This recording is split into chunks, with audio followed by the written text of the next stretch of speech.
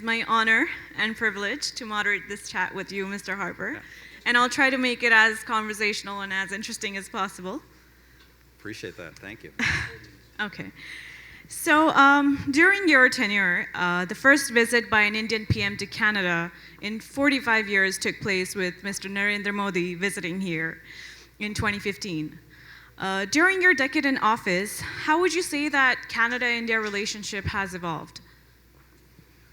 And as I mentioned in my remarks, for reasons, we're not going to get back into ancient history, but it was ancient history when I became Prime Minister. For reasons that were ancient history, the Canada-India relationship had really been at the kind of official level in a freeze for a long, long time. And, whatever the reasons were originally, that was the 1970s.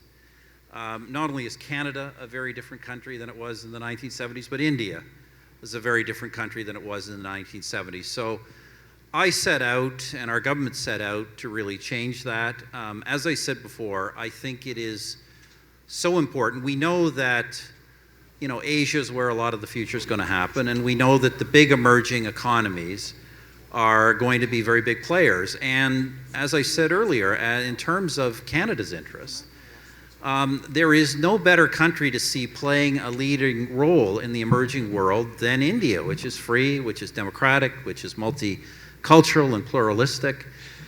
This should be something we should be wanting. So, while I saw the government tripping over itself, the former government, to reach out to so many other less democratic countries, I said, we should be reaching out to a fellow democracy. And I was fortunate that we had a great partner in Dr. Manmohan Singh.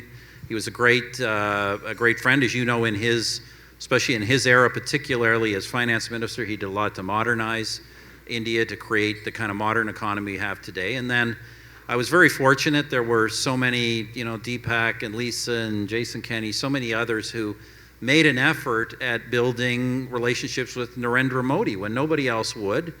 We could see there was a good chance that, this man was leading the most dynamic state. He was probably going to be the prime minister.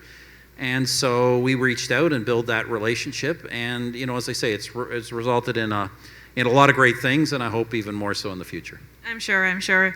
That was a great step. Also, Prime Minister Narendra Modi has secured an expanded majority in recent elections. I'm envious.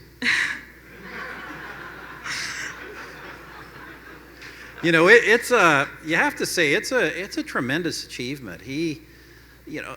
All of us who, and that's, I think virtually everybody in this room has been to India. India is we think we're a diverse country in Canada.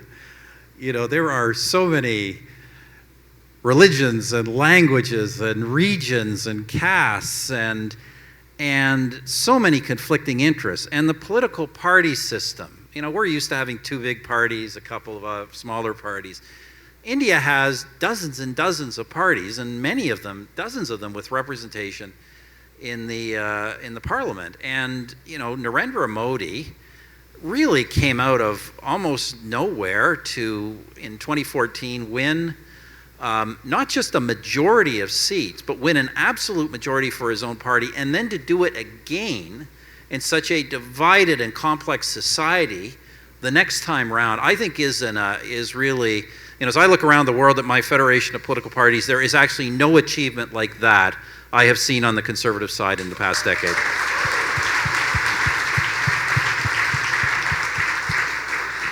Yeah, just like you, he's proving to be a great leader for the country. So moving on to the next question. It's been a significant amount of time since you left office, and you've returned to India annually since then. Right. In fact, I understand India was your first foreign visit in your new job as chairman of Harper and Associates. Over the last few years, what are your observations on what's happening in India?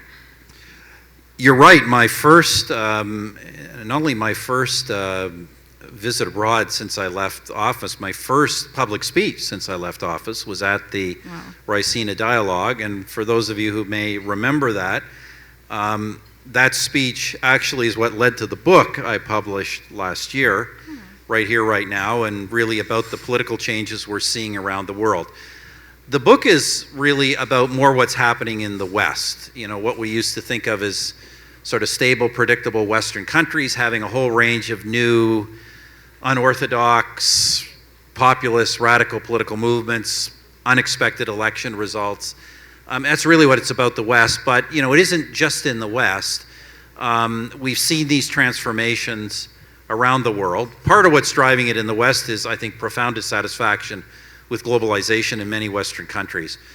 But in India and other parts of the world, what's driving it is just simply technological change.